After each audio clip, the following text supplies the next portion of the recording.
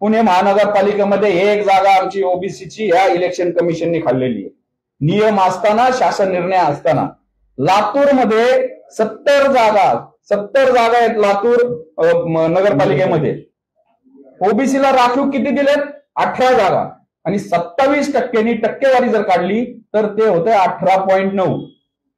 Supreme कोर्टाने 16 मे ला जो न्याय निर्णय दिला होता आणि त्याच्या अधीन राहून 27% जागा तुम्ही स्थानिक स्वराज्य संस्थांमध्ये द्यायला सांगितल्या होत्या. आता तुम्ही देताय किती? 25%, 26%. लातूरमध्ये किती इक्वेशन येते? 18.9.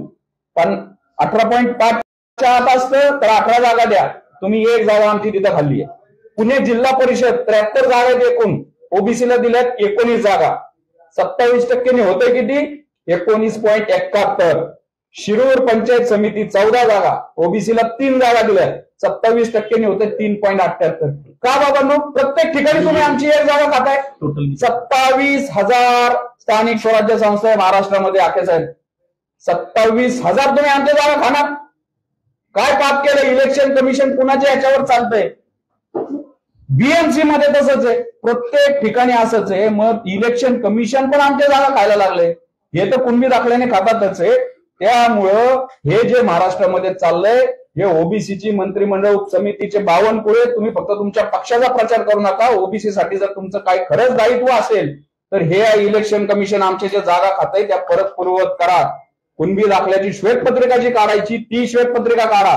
हे बाकीचे पक्ष प्रमुखांनी त्यांची भूमिका कुणबी ओबीसीच्या जागेवर तुम्ही खऱ्या ओबीसीना तिकीट देणार का ही यांनी जाहीर करावी. अन्यथा आम्ही आता या मुळशी तालुक्यामध्ये हे सगळे आमचे एससी एसटी ओबीसी बांधव एक ओबीसी बहुजनांची मोड बांधतात ते पॅनल उभा करतोय आणि हा मुळशी पॅटर्न महाराष्ट्रामध्ये दिसेल.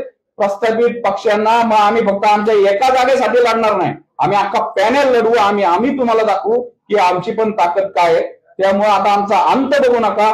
तुम्ही जर ओबीसीच्या जागेवर कुणबीला तिकीट दिलं तर इतर जागा पण आम्ही तुमच्या पाडू, एवढा इशारा आम्ही या पत्रकार परिषदेच्या माध्यमातून देतो.